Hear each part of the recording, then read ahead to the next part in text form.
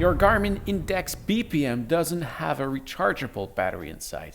In fact, you have to replace the batteries.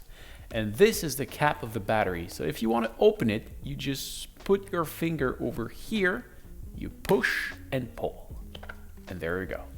Inside here, you will find 4 AAA batteries.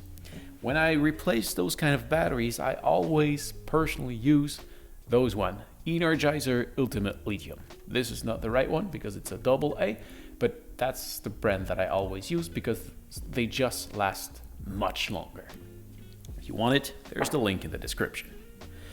Then, if you want to put it back, you just follow the order here. When you see a plus, that's what you put first. And when you see a minus, that's what you put first. It's just written on those little illustrations. If you look at the back and it's a flat head, you put the positive first, and if it's a spring, you put the negative.